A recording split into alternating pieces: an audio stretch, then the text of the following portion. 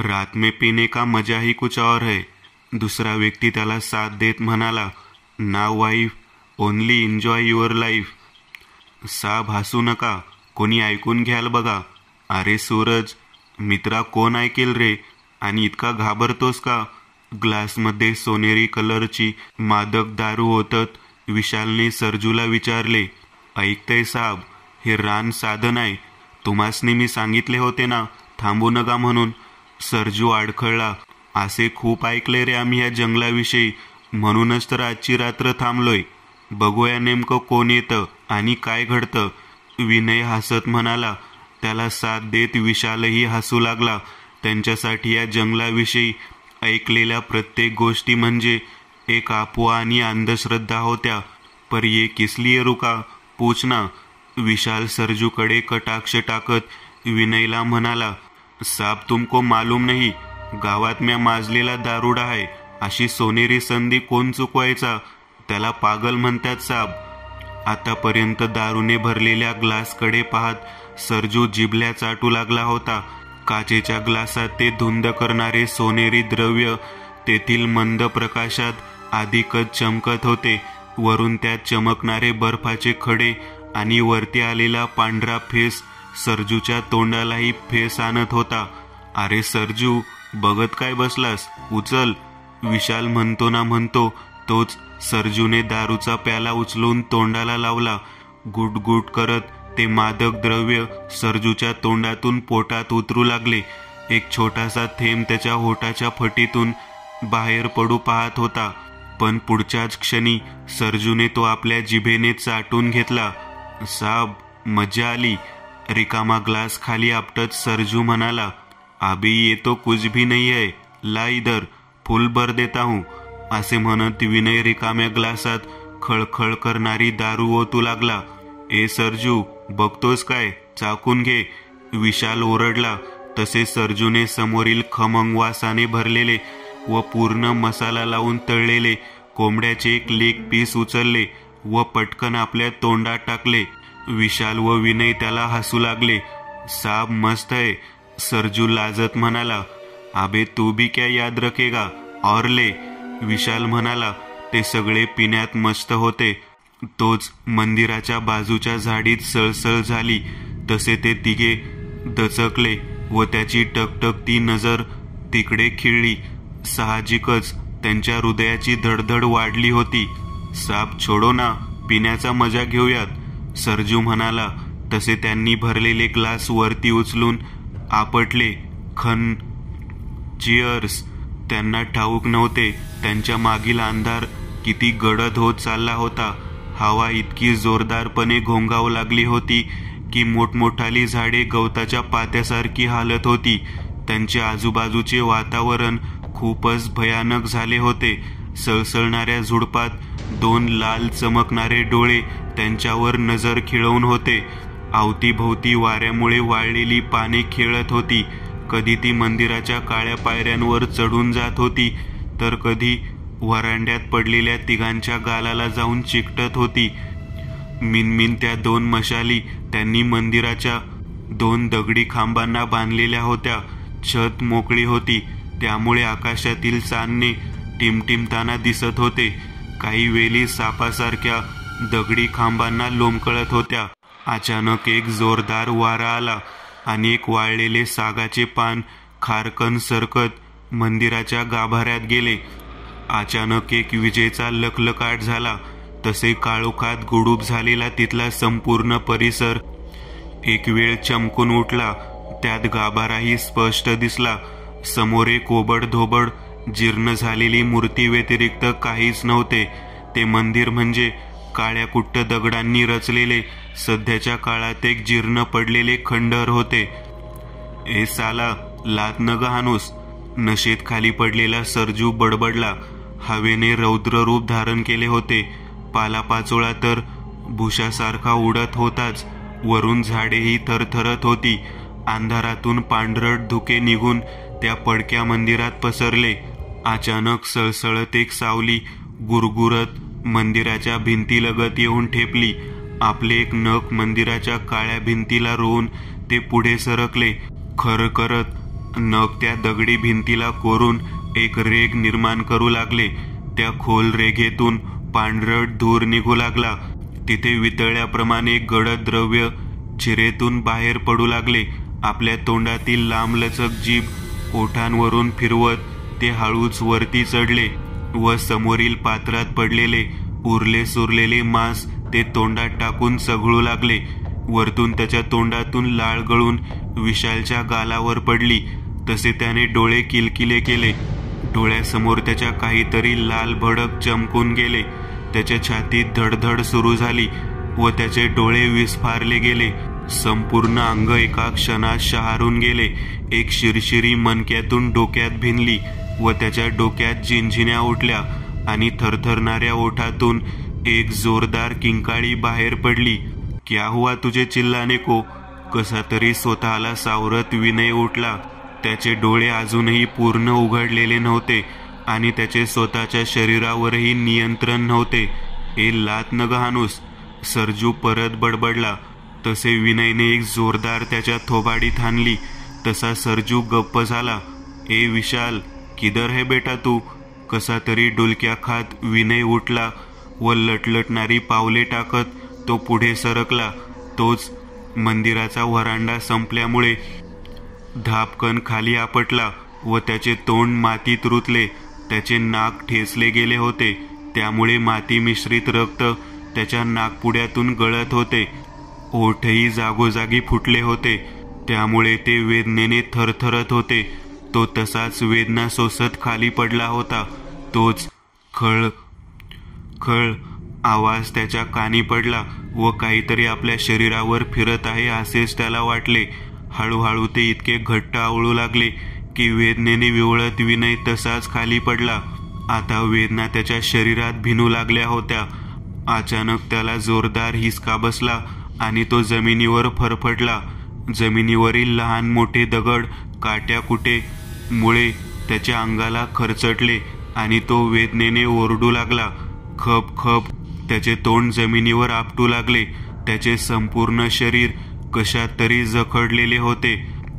अर्ध्यावर जाईपर्यंत त्याचे तोंड फुटून रक्ताने माखलेले होते. ए लात न गहानूस, सरजू परत बडबडला आणि एक जोरदार लात त्याच्या पोटात बसली.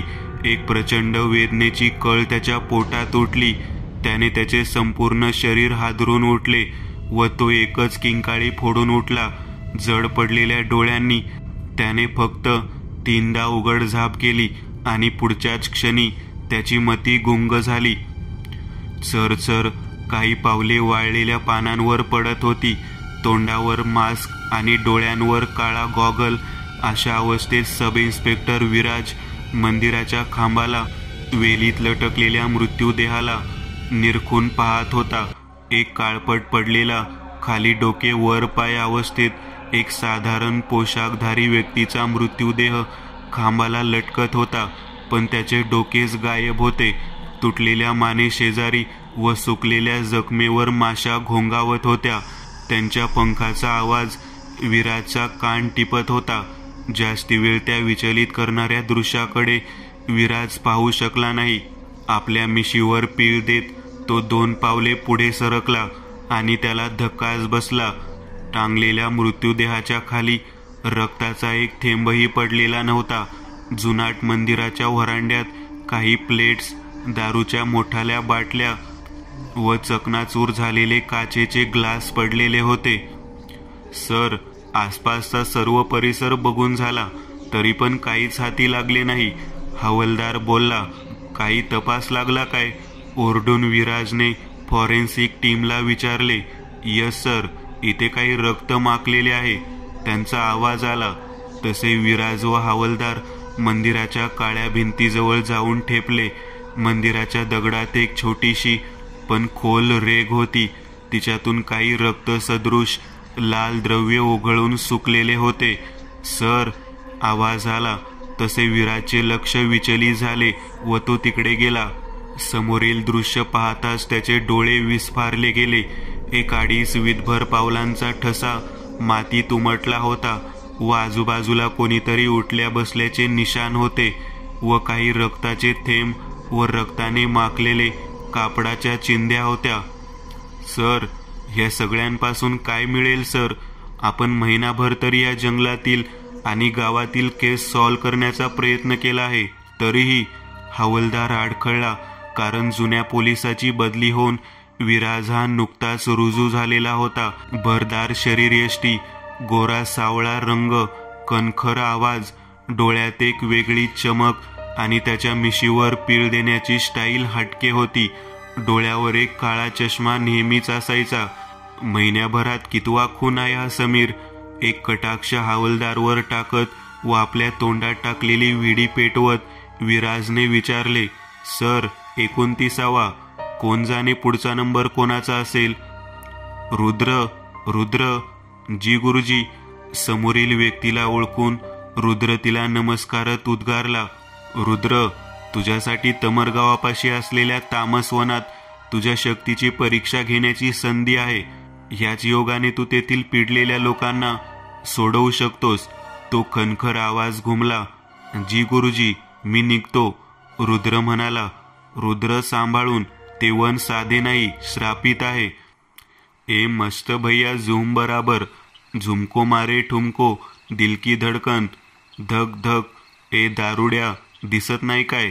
ज्या व्यक्तीला त्या दारुड्याचा धक्का लागला होता ती ओरडली, माफ करा साहेब, चुकी झाली. आपले हात जोडत व डुलक्या खात ती व्यक्ती म्हणाली व त्या दोघांनी पावले उचलली. ए थांबा, कोण आहात तुम्ही? कधी पाहिले नव्हते या गावात.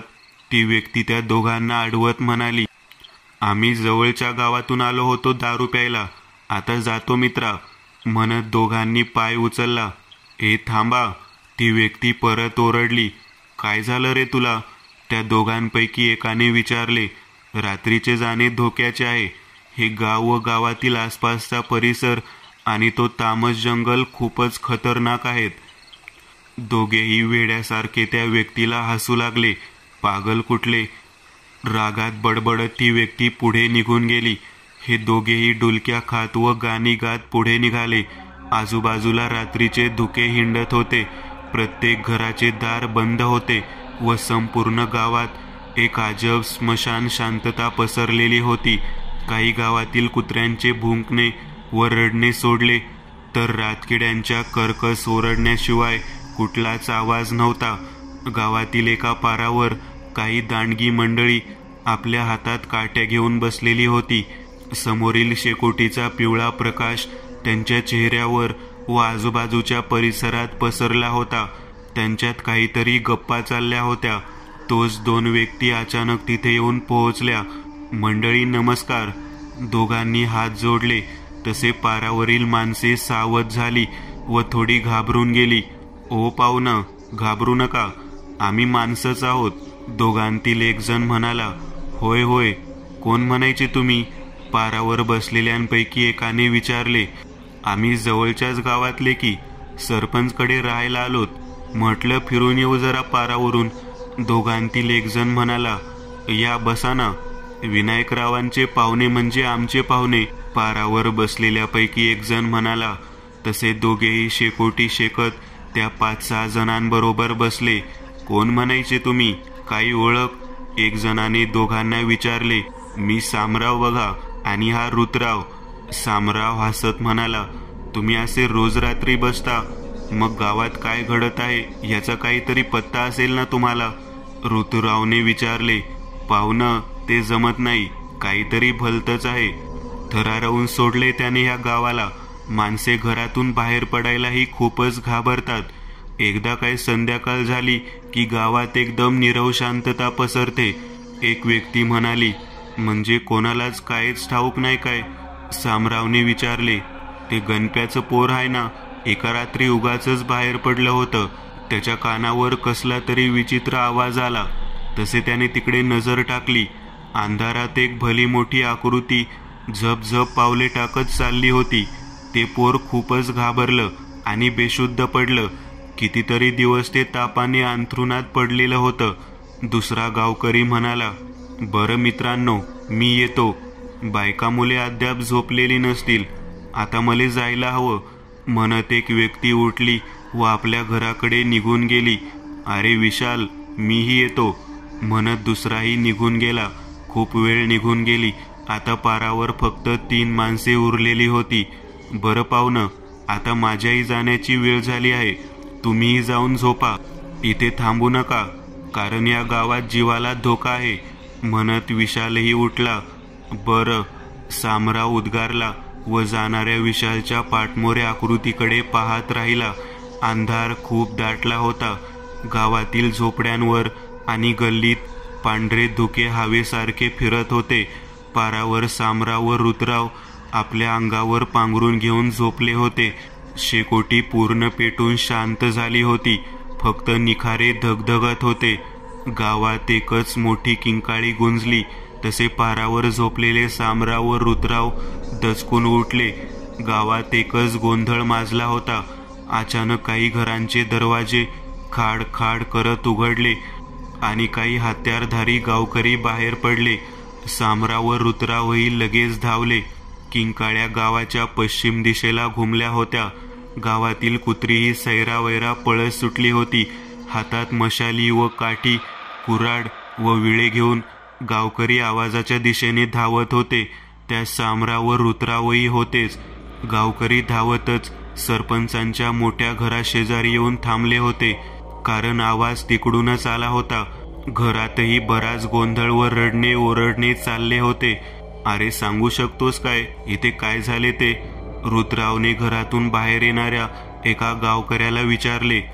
तेच जे दर आठवड्याला घडते, तो व्यक्ती म्हणाला. काय? सामरावने प्रश्नार्थक नजरेने विचारले. दोघांच्याही चेहऱ्यावर चिंतेचे भाव उमटले होते. तेच, गावात कोणी ना कोणी बेपत्ता होतो आणि त्याचा काहीच थांगपत्ता लागत नाही. ह्यावेळी त्या सैतानाने सरपंचला आपला शिकार बनवले आहे, गावकरी म्हणाला. काय? रुद्रावच्या चेहऱ्यावरील रंग उडाला व लागलीच त्याने धाव घेतली. त्याच्या मागोमाग सामरावही घनदाट जंगलात शिरला. दोघांजवळ आधीच टॉर्च होती, जी घनदाट झाडीतील मार्ग त्यांना स्पष्ट दाखवत होती. समोर एक माग तयार झाला होता. कोणाला तरी ओढत घेतल्याची ती निशाणी होती. झप झप पावले टाकत ते दाट जंगलात शिरले. हृदयात धडकी पण डोळ्यात एक प्रकारचा निश्चय तरळत होता. अचानक रुद्रावची पावले थबकली. समोरच ते जुनाट व पडके मंदिर होते. अंधारात धुके खेळत होते. हवेची तीच गती तिथे फिरत होती आणि तिथेच अंधारात एक मानवी आकृतीची हालचाल दिसत होती. सर, कोणीतरी अंधारात मंदिराजवळ काहीतरी करत आहे.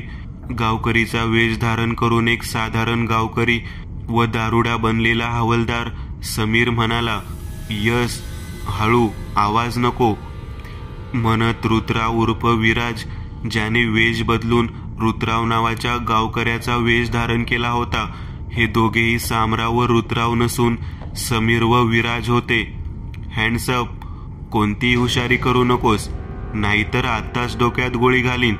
आपल्या हातातील बंदूक त्या व्यक्तीवर ताणत विराज ओरडला. तशी ती मंदिराशेजारी खाली बसलेली पाठमोरी व्यक्ती आपले हात वर उचलत हळूच उठून उभी राहिली. हवेत एक वेगळा जोश निर्माण झाला होता. ती साय साय करत घोंगावू लागली होती. झाडांचा पालापाचोळा हवेत उडू लागला होता. त्या शांत व गूढ वातावरणात एक वेगळाच बदल जाणवत होता. टन, आपला चेहरा दाखव, विराज पुन्हा ओरडला. हवालदार घाबरून जागीच खिळला होता. आपले विस्फारलेले डोळे त्याने त्या मंदिराशेजारी उभ्या असलेल्या व्यक्तीवर खिळवलेले होते. ती व्यक्ती हळूच फिरली. तिच्या चेहऱ्यावर एक स्मित हास्य पसरलेले होते. डोळ्यात एक वेगळेच तेज होते व कपाळावरील केस हवेमुळे भिरभिरत होते. सर, हा तर आपल्यासारखा सामान्य माणूस वाटतोय, हवालदार विराजला म्हणाला. कोण आहेस तू? इथे काय करतोयस? सांगशील का काही? विराजने पुन्हा विचारले. मी रुद्र आहे, ती व्यक्ती सौम्य आवाजात म्हणाली. अच्छा, काय करतोस इथे? कुठून आलास? विराजने पुन्हा विचारले. तुम्हीही जाणता ही जागा किती धोक्याची आहे. मी कोण आहे, कुठून आलो आहे व काय करत आहे सगळेच सांगतो, कारण त्याची गरज आहे. तर मग आपण निवांत व सुरक्षित जागी बसून बोलूयात काय? रुद्रने विचारले. बरं. रुद्रवर ताणलेली बंदूक हटवत विराज उद्गारला, तरीही विराजची संशयित नजर रुद्रवरून हटत नव्हती. समीर, 2 कप चहा घेऊन ये. विराजने ऑर्डर सोडला तसा हवालदार तसाच पाय वाजवत तिथून बाहेर पडला. कोण तू? आता निवांत सांग. कर्कश आवाज करणाऱ्या खुर्चीवर बसत विराजने समोर कटाक्ष टाकत विचारले. समोरच रुद्र बसलेला होता. त्याच्या चेहऱ्यावर तेच स्मित पसरलेले होते. नाही तो घाबरलेला होता, नाही तो बावरलेला होता. एकदम स्थिर आणि शांत. मी रुद्रपूरमधून आलोय. रुद्र उत्तरला. रुद्रपूर हे कुठे येते? विराजने विचारले. नाशिक जवळच गाव आहे, अगदी शहरापासून काही दूरवर. अच्छा, हा भाग सुभाषच्या हाताखाली आहे. अगदी कमी आवाजात विराज पुटपुटला.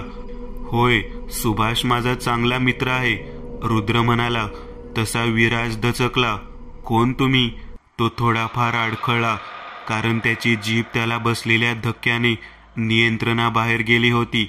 इथे मोबाईल नेटवर्क आहे काय? रुद्रने विचारले. विराज उद्गारला. रुद्रने आपल्या खिशातून मोबाईल बाहेर काढला व लगेच स्क्रीनवर सुभाषचा नंबर चाळत त्याने फोन लावला. थोडाफार वेळ निघून गेला. औंढा गिळत विराज रुद्रकडे पाहत होता. आपण काही चुकीचे तर वागलो नाहीत ना त्याच्याबरोबर? तो विचार करत सुटला होता. हॅलो रुद्र, कसा आहेस? सुभाषचा आवाज रुद्रच्या कानात शिरला व पडद्यावर आपटला. मी बरा आहे. मला वाटते इथे मला कोणीतरी तुझ्या ओळखीचे भेटलेले आहेत, थोडे बोल त्याच्याशी, असे म्हणत रुद्रने फोन विराजकडे दिला.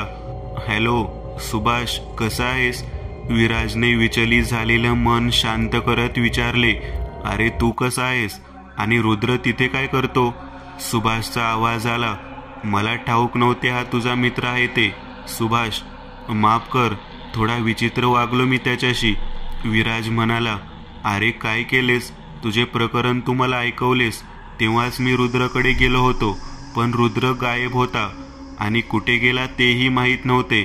तुझे नशीब, तो स्वतः तुझ्या समोर बसलेला आहे, सुभाष म्हणाला. काय? मी समजलो नाही, विराज गडबडून म्हणाला. आता मात्र त्याला रुद्रकडे बघवतही नव्हते. त्याचे काळीजच थरारत होते. अरे तुझे प्रकरण साधे वाटले नव्हते, काहीतरी अनैसर्गिक, अकाल्पनिक होते, विचित्र. आणि अशात जर कोणी मदत करू शकतो तर तो तुझ्या समोरच बसलेला आहे, रुद्र, सुभाष हसत म्हणाला. तसे कटाक्ष विराजने रुद्रवर टाकला. बहुतेक कानाला लावलेल्या फोनचा आवाज रुद्रपर्यंत जात नव्हता. तेच हास्य, तीच प्रसन्नता आणि तेच चेहऱ्यावरील तेज. रुद्रची नजर विराजवर नव्हतीच. तो भिंतीवर टांगलेल्या फोटोकडे, कपाटातील फाईलकडे, टेबल चार्टकडे, असे संपूर्ण पोलीस कोठडीवर नजर फिरवत होता. हॅलो, ऐकतोस काय? असा शांत का झालास? काही चुकीच्या पद्धतीने तर रुद्र बरोबर वागला नाहीस ना? नाहीतर तिकडून आवाज आला. अरे सुभाष, काय बोलतोस? आधीच माझी तब्येत कमकुवत हो राहिली आणि तुम्हाला घाम फोडू राहिलास. थोडा अधिकाराने जरूर वागलो होतो मी त्याच्याबरोबर. आता मी काय करू?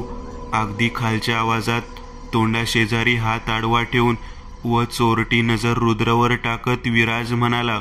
अरे घाबरू नकोस, फक्त 1 कप चहा दे त्याला, मग बघ कमाल, सुभाष हसत म्हणाला. अरे हे बरे केले, 2 कप चहाची ऑर्डर आधीच समीरला दिली ते, विराजही हसत म्हणाला. बरं फोन रुद्रकडे दे जरा, सुभाष म्हणाला. हा घ्या फोन, सुभाषला तुमच्याशी काहीतरी बोलायचे, फोन पुढे करत विराज नम्र स्वरात म्हणाला. रुद्रने फोन हातात घेतला व कानाला लावला. हॅलो रुद्र, तिथे आहेस तर? त्या विराजची समस्या थोडी बघ, सुभाष म्हणाला. थोडी काय, आता इथली समस्या माझी आहे, चिंता करू नकोस, रुद्र म्हणाला व त्याने फोन ठेवला. सर चहा, हवालदाराचा आवाज आला. आतापर्यंत तो गरमागरम चहा घेऊन तिथे पोहोचला होता. हा घ्या, म्हणत विराजने कप रुद्र पुढे धरला. लागलीच रुद्रने तो हातात घेतला. अजून काही, विराजने विचारले. नाही नको, हे पुष्कळ आहे, धन्यवाद, रुद्र कपातून वर येणाऱ्या बाष्पाकडे पाहत म्हणाला. इलायचीचा खमंग वास त्याच्या नाकपुड्यात शिरला होता. आता तो अधिक सहन करू शकत नव्हता. पुढच्याच क्षणी त्याने कप तोंडाला लावला आणि एक गरमागरम गोड सुवासिक चहाचा घोट त्याने फर करत ओठांनी ओढला. रुद्र आता निवांत आणि फ्रेश झाला होता. तो काही वेळ तसाच डोळे मिटून आपली मान मागे झोकून बसला होता. काही खाणार काय? चहा संपताच विराजने रुद्रला विचारले. नाही नको, रात्रीचे 2:30 वाजलेत. रुद्र म्हणाला. मग आराम करणार काय? ते तर करणारच, पण तुम्हाला करायचं आहे काय? नाहीतर मी उद्या येतो. रुद्र म्हणाला. नाही तसे नाही, तुम्हाला काय बोलायचे विचारायचे आहे ते विचारू शकता. खरे तर मला तुमच्या कार्यात हस्तक्षेप करायचा आहे, म्हणून परवानगी हवी आहे आणि मागील दिवसात जे काही घडले त्याविषयी माहिती हवी आहे. रुद्र म्हणाला. बघा रुद्र सर, हे काम तुम्हाला वाटते तितके सोपे नसणार, कारण पुरावा म्हणावा तशी कोणतीच गोष्ट हाती लागलेली नाही. तुम्हाला परवानगी हवी आहे, पण हे सर्व खूपच धोकादायक आहे. त्यामुळे तुम्ही जे काही कराल ते स्वतःच्या जोखीमेवर करा. विराज म्हणाला. बरं, ते जे काल रात्री मंदिरात 3 जण गायब झाले होते त्यांचा काही पत्ता लागला काय? रुद्रने विचारले. तसा विराज दचकला. तुम्ही होता काय तिथे? त्याने आश्चर्याने विचारले. नाही, मी घरी होतो. तिथे काही पुरावे होते, जुन्या मंदात म्हणून कळले. रुद्र म्हणाला. एक डोक्याविना सापडला. तो गावकरी होता, काहीतरी नाव होते त्याचे. 2 बेपत्ता झालेले पुरातत्व विभागातील होते. इथेच परवानगी विचारायला आले होते. हे स्टेशन काही मोठे नाही, पण गावात घडणाऱ्या घटनांमुळे वरिष्ठांची नजर पडली म्हणा. चला मी निघतो, आपल्यालाही सोडतो. तसे तुम्ही कुठे राहता? खुर्चीवरून उठत विराज म्हणाला. राहण्याची सोय इथे कुठे राहील, तरी मी बघून घेईन. रुद्र हसत म्हणाला. असे कसे? तुम्ही सुभाषचे खास मित्र, मग माझेही. माझ्याबरोबर पुष्पमहालमध्ये चला. हे गावातील एकमेव मोठे घर आहे. राहण्याची जागाही खूप आहे. विराज हसत म्हणाला. दोघेही उठले व बरोबर बाहेर पडले. कुलकर्णी लक्ष ठेव. बाहेर पडता पडता खुर्चीवर पेंगणाऱ्या हवलदाराला विराज म्हणाला. तसे त्याची गडबड झाली. ते पाहून रुद्र थोडा हसला. खर आवाज करत जीप चालू झाली. समीर ती घराच्या दिशेने पळू लागला. हेडलाईटच्या पिवळ्या प्रकाशात आजूबाजूची झाडे झुडपेही वाऱ्याच्या वेगाने डोलताना दिसत होती. टप टप पावसाच्या हलक्या सरी पडत होत्या. हा रस्ता खूप कच्चा आहे नाही काय? रुद्र म्हणाला. खूपच कच्चा, आणि वरून पावसाने उकरून काढले. विराज म्हणाला. गावात काय आहे, काही कल्पना आली का? रुद्रने विचारले. तसे वातावरण शांत झाले. वाऱ्याची एक थंड झुळूक काचेच्या खिडकीतून आत शिरली व विराजचे शरीर शहारून गेले. समजत नाही, मी तसा नाही की गचका खाऊन पडून राहावे, पण काहीच थांगपत्ता लागला नाही. पुन्हा शांतता पसरली. गाडीचा कर्कश आवाज व पावसाची टिपटिप रुद्रचे कान टिपत होती. खर करत गाडी ओल्या मातीत पाय रोवून थांबली. सर, येथेच थांब, मी छत्री घेऊन येतो, म्हणत समीर वेगात धावत घराकडे गेला. तुम्ही छत्री ठेवली नव्हती वाटते, स्मित करत रुद्रने विचारले. अवकाळी पावसाचा भरोसा काय? विराज हसत म्हणाला. आज 25 मे आहे, पाऊस काही दूर नाही. रुद्र म्हणाला. तोपर्यंत चिखल पाणी पायाने तुडवत समीर एक छत्री घेऊन पोहोचला. स्वतः त्याने घोंगडी पांघरली होती. आपली बॅग उचलत रुद्र छत्रीखाली शिरला. दोघांनी कशी तरी कसरत करत घराच्या दिशेने पावले उचलली. वारा साय साय करत घोंगावत होता, त्यामुळे पावसाच्या सरी वेड्यावाकड्या हवेबरोबर हालत टपाटप कोसळत होत्या. अचानक विजेचा लखलखाट झाला. त्याबरोबर संपूर्ण परिसर प्रकाशाने न्हाऊन निघाला. एक कटाक्ष रुद्रच्या घराच्या कोपऱ्यात फिरला आणि तो दचकला. एक आकृती भिंतीआड चमकून गेली. तशी रुद्रची पावले थबकली. गाड गुडूम ढग जोरात वाजले. काय झाले रुद्र? विराजने विचारले. बघ, पावसाच्या सरी ओसरत्या घेत आहेत. रुद्र हसत म्हणाला, पण त्याची नजर तिथेच फिरत होती. काय झाले? काही पाहिलेस काय? विराजने विचारले. होय, रुद्र उद्गारला. असेल झाडाची सावली वगैरे. इथल्या विजा आणि हा परिसर काहीच दिवसात माझ्या चांगल्या ओळखीचा झाला आहे. चला आता आराम करूयात, त्याची गरज आहे. खूपच धावपळ केली आज, विराज म्हणाला.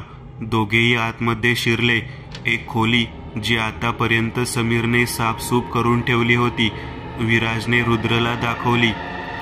आपले कपडे बदलून घेत रुद्रने फोनमध्ये नेटवर्क तपासले, पण तिथे काडीचेही नेटवर्क नव्हते. अगदी थकल्यामुळे विराज व समीर गाढ झोपेच्या अधीन झाले होते. फक्त पलंगावर पडून एखाद तास उलटला असावा. ठप ठप काही धडधड रुद्रच्या कानी आली. घरातील बहुतांश जागा लाकडी होती. मुख्य म्हणजे लाकडी जिना. रुद्रने लगेच आपले डोळे उघडले. आसपास दाट काळोख होता. त्या काळोखात एखादा तीक्ष्ण कटाक्ष आपल्यावर आहे की काय ह्याचा भास रुद्रला झाला. तसा रुद्र हाडबडून जागा झाला. दाराशेजारी काहीतरी लाकडी फळीवर घसरल्याच्या आवाजाने रुद्रचे कान टवकारले. काहीतरी जमिनीवर खूपच हळुवारपणे फिरत असल्याचा भास रुद्रला झाला. एक हलकेसे कंपन रुद्रच्या पायाला जाणवत होते. एक विचित्र कुबट वास आता रुद्रच्या नाकात शिरला. नक्कीच दरवाजाबाहेर कोणीतरी आहे. कशाला आले आहे ते इथे? कोण आहे? रुद्रचे काळीज थोडेफार धडकी भरू लागले होते. रुद्रने आपली पावले उचलली. तोच घरात. ठप ठप पावलांचा आवाज घुमला. रुद्रने वेगात हालचाल केली. चाच पडून त्याने स्विच बोर्ड शोधला व स्विच दाबले, पण लाईट नव्हती. आवाज केव्हाच जलद गतीने दूर गेला होता. रुद्रला आता धावपळ करण्याची गरज नव्हती. तो निराश होऊन परतला. तोच काहीतरी आठवल्यागत तो लगेच मोबाईल घेऊन उठला. मोबाईलचा उजेड आता प्रत्येक अंधारातील गोष्ट रुद्र पुढे स्पष्ट करत सुटले होते. रुद्र वरच्या मजल्यावरून खाली आला आणि त्याला हवेचा गार स्पर्श झोंबून गेला. दरवाजा किंचित उघडा होता व थोडाफार कर्कश किर आवाज करत घोंगावणाऱ्या वाऱ्याचा इशाऱ्यावर हालत होता. दारातून खूप प्रमाणात धुकेही आतमध्ये शिरत होते. एक वेगळीच शांतता व काळोखात लपलेली भयानकता तिथे डोकावून पाहण्याचा प्रयत्न करत होती. रुद्रने आपल्या वाहन पायात अडकवल्या व तो बाहेर पडला. त्याची चंचल नजर बाहेरील काळोखात भिरभिरली. ती झाडे कशी वेडीवाकडी डोलत होती. सळसळत्या पानातून जमा होऊ राहिलेले टपोरे थेंब टप टप करत खाली कोसळत होते. ती पावसाने भिजलेली पाने हलकेशा उजेडात चकाकत होती. तीच मघाशी विजेच्या चकमकीत पाहिलेली जागा रुद्रला खुणावत होती. तिथे धोका होता काय? पण रुद्रला सगळेच एकदम शांत वाटत होते. रुजू आतापर्यंत चिखल तुडवत कोपऱ्यातील भिंतीलगत येऊन ठेपला होता. बाजूची झुडपे अद्यापही सळसळत होती. काही लपून बसले असेल तर कोणत्याही क्षणी बाहेर येण्याची शक्यता होती. रुद्रने उजेड समोर टाकला आणि त्याचे डोळे विस्फारले. चेहरा गंभीर झाला. काही पावले तेथील चिखलात उमटली होती. म्हणजे कोणाला तरी माझे इथे येणे आवडलेले नाही वाटते. रुद्र स्वतःशीच हसत म्हणाला. आज कुठून सुरुवात करायची मग? आमचे हात अजूनही रिकामे आहेत. एक घास तोंडात टाकत विराज म्हणाला. सुरुवात झालीच आहे. सर्वात आधी मला तो जंगल पाहायचा आहे, तोही रात्री व एकट्याने. रुद्र बोलला. हे खूपच धोक्याचे आहे. तरी तुम्ही तुमच्या इच्छेनुसार करू शकता, पण सावध असा, विराज म्हणाला. रात्रीचा बेत तर ठरला. आता आपण गावात जाऊन पाहू काही हाती लागते ते. आपला नाश्ता आवरता घेत रुद्र म्हणाला. पण हाती काय लागेल? आम्ही आधीच खूप सारी चौकशी केली आहे, विराज म्हणाला. रुद्रचा चेहरा थोडा चिंतित झाला. खिडकीतून आलेला पिवळा प्रकाशाने तो अधिकच उजाळला. विचार करता करता रुद्र म्हणाला. ठीक आहे, तरी पुन्हा एकदा चौकशी करूयात, तेही गावातून बेपत्ता झालेल्या गावकऱ्यांच्या कुटुंबासोबत. ठीक आहे समीर, तू लिस्ट काढ, विराजही आपला नाश्ता आवरत म्हणाला. जी सर, म्हणत समीर गडबडीत बाहेर पडला. काहीच वेळात कच्चा रस्ता कापत गाडी गावाशेजारी येऊन पोहोचली. गावाच्या आजूबाजूला खूप सारे मोठमोठाली झाडे डोलताना दिसत होती. नजरेस पडेल तिथपर्यंत ती पोहोचली होती. गाव डोंगरांनी व गर्द जंगलाने वेढलेले होते. काही मातीचे रस्ते एखाद्या सापासारखे निपचित पडलेले भासत होते. आतापर्यंत गाडी गावात येऊन थांबली. गाव तसे मोठे होते. काही घरे तर गावापासून दूर माळरानात बांधलेली होती. पहिले घर कोणाचे? विराजने हवालदाराला विचारले. सर, कोणीतरी धोंडोपंत हजारे आहे, हवालदार म्हणाला. थोडी चौकशी करत ते एका ठीकठाक घरी येऊन पोहोचले. आत एक विधवा बाई होती, तसेच तिची तरुण मुलगी व 7-8 वर्षाचा मुलगा होता. घरात एखादी मोलकरीण बाईही वावरताना दिसत होती. या पोलीस साहेब, बसा. यांचा काही पत्ता लागला काय? मी तर आता खूपच निराश झाले आहे. आमची सगळी आशा संपली जेव्हा रक्ताळलेले कपडे आणि त्या चपला, घड्याळ नजरेस पडले. ते सर्व त्यांचेच होते. तिचे अश्रू अनावर झाले व हुंदका दाबण्यासाठी तिने पदर तोंडावर उचलले. आमचा हेतू काही तुम्हाला दुखवण्याचा नव्हता, फक्त काहीतरी 2-4 प्रश्न विचारायचे होते. तुम्ही आमचे सहकार्य केले तर आम्ही खुन्याला पकडू शकतो, विराज म्हणाला. तसे स्वतःला सावरत तिने मान डोलावली. त्यांचे कोणाशी काही शत्रुत्व होते काय? कोणते वैर वगैरे? विराजने विचारले. रुद्र तिथेच खांबाला टेकून उभा होता. त्याचे कान टवकारले. नाही, ते सर्वांबरोबर मिळून मिसळून असत. तसेच हे आणि सरपंच खूप चांगले मित्र होते, ती बाई म्हणाली. अच्छा, ते बेपत्ता झाले त्या रात्री कुठे होते? विराजने विचारले. घरी होते, झोपलेले होते. जास्ती काहीच आठवत नाही. त्यांच्या ओरडण्याने आम्ही दचकून उठलो, ती बाई म्हणाली. बरं, त्या रात्री नक्की काय घडले होते पुन्हा एकदा सांगू शकाल काय? विराजने विचारले. बघितलेस रुद्र, काहीच हाती लागले नाही. तरी तुला बाकीच्यांच्या कुटुंबाला भेटायचे असेल.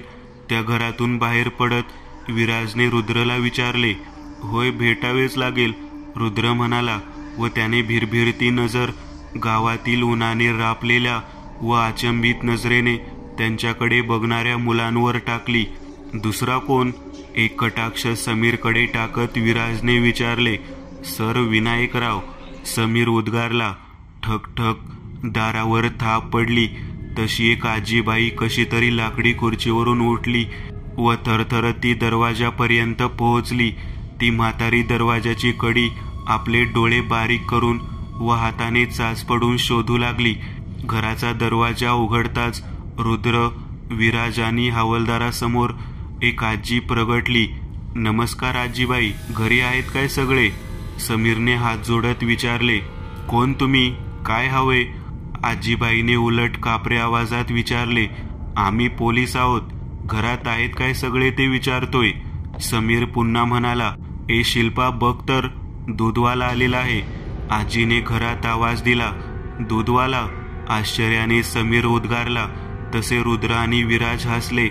तेवढ्यात 35-40 वर्षाची बाई बाहेर धावत आली. माफ करा, ते आईचं वय झाले, ती म्हणाली.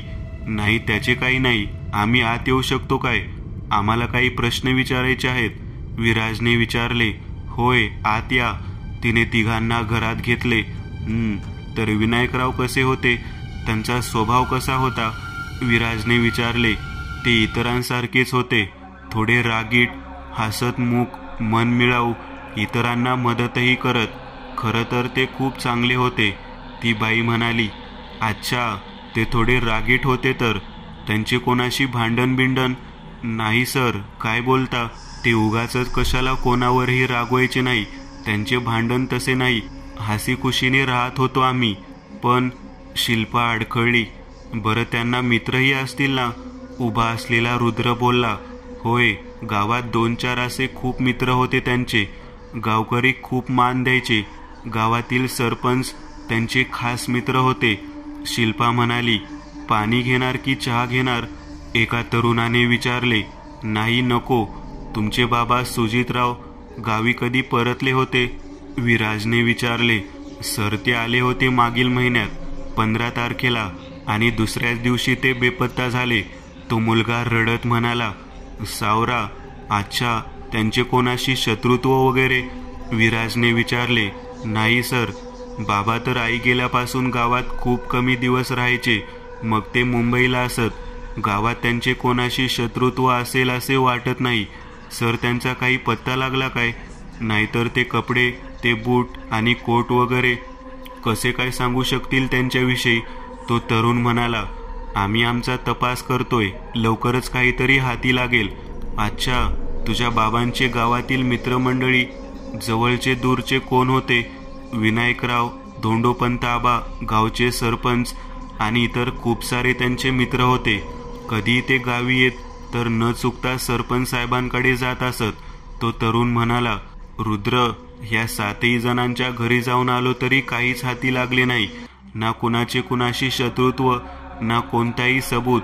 निराश झालेला विराज म्हणाला, एक गोष्ट ध्यान देण्यासारखी आहे. हे 7 जण आपापसात खूप चांगले मित्र होते. त्यांच्याशीच काहीतरी भूतकाळ जोडलेला आहे. रुद्र म्हणाला, पण रुद्र, ह्या सर्वात फक्त हेच मृत्युमुखी पडलेले आहेत असे नाही. बाकीचे 23 वेगवेगळी माणसेही आहेत. काही तर आसपासच्या गावातूनही आहेत. विराज म्हणाला, अच्छा, पण या गावातून बेपत्ता झालेले असे तर हे 7च आहेत ना? तेही राहत्या घरातून. बाकी सर्व जंगलातून किंवा इतर बाहेर कुठूनही बेपत्ता झालेले आहेत, बरोबर ना? रुद्र झाडाच्या सावलीत बसत म्हणाला, होय रुद्र, हा तर मी विचारच केला नाही. हे सर्व तेव्हाच बेपत्ता झाले जेव्हा ते गावात आपल्या घरी होते. विराज म्हणाला, त्याचा चेहरा चमकलेला होता. या 7ही जणांच्या कुटुंबाला तर भेटलो. मला वाटते अजून कोणीतरी उरला असेल त्यांच्यापैकी नक्कीच.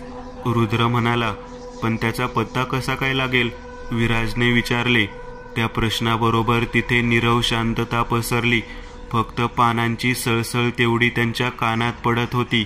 तामसवन एक श्रापित वन. रुद्रच्या गुरुजींनीही रुद्रला बजावले होते. किती घनदाट होते, तितकेच भयानकही.